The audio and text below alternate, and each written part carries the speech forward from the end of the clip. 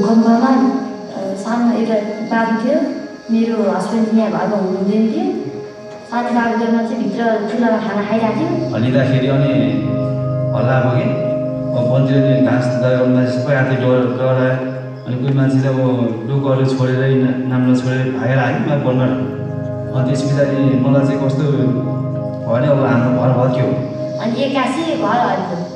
घर हल्लिँदाखेरि यही घर हो, यहाँबाट बाबुले तल बारीको तिर पुग्यो। अब जुन माथिबाट आउँथ्यो पुलिँदातिर चाहिँ अब त्यो घरपट्टिको त्यो धुलोहरू माटो उड्नु थाल्यो कि। अनि यो जुन बादल त्यो बादल बसेस्तो भयो यो एरियामा होइन।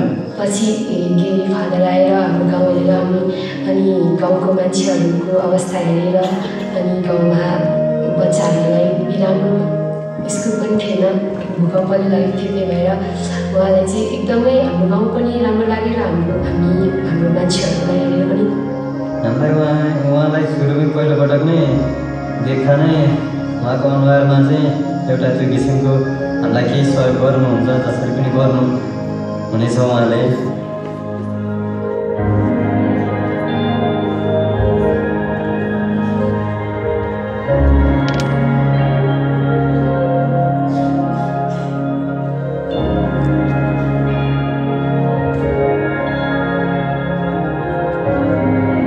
सबैको घर एकैचोटि बनेपछि नै सर्नुपर्छ भने त्यो एकै समयमा जसरी ढलेको थियो त्यसै गरी सबैजना नै कसैको मनमा चित्त दुखाइ नभइकन एकैचोटि सबैजना एकैचोटि घरमा चाहिँ सर्नुपर्छ।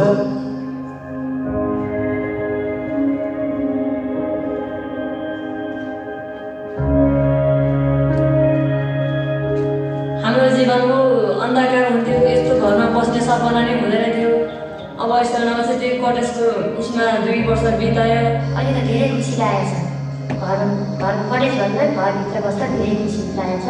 आनन्द पनि छ, हावापानी पनि जोगिया छ। अनि उहाँलाई हेर्न पाउँछौँ। सबैजना एकैचोटि बस्ने फिल सोचाइ थियो हाम्रो सबै गाउँको मान्छेको। अनि गेरी फादरको वेट गरिरहेको थियौँ हामी। डक्टर गेडी नभए नि डक्टर गेडी चाहिँ हाम्रो आत्मामा, हाम्रो मुटुमा, हाम्रो हेडमा, हाम्रो उसमा टाउकोमा हुनुहुन्छ, बजिराख्नु भएको छ भन्ने सोचाइ छ। I think providing the houses for these people have given them a chance to move forward, to not look behind anymore, look back, and it gives them confidence and they feel more secure, especially for their kids. उहाँहरूको लागि धेरै धेरै मनदेखि धेरै धेरै धन्यवाद। उहाँहरूले चाहिँ हाम्रो यो नयाँ पूर्णिमा घरहरू बनाइदिनु भयो। उहाँहरूलाई चाहिँ हामी यो जिन्दगीभर हाम्रो छोरा नातिहरूले सम्झिरहन्छौँ, गेरीलाई विशेष गरेर गेरीलाई। अनि किनकि उहाँले पहिलो योगदान धेरै दिनुभएको छ। त्यो गेरी लगायत धेरैलाई हामी लगायत हाम्रो छोरा नातिहरूले पनि उहाँलाई सम्झिरहनेछ भन्ने सन्देश दिन चाहन्छु।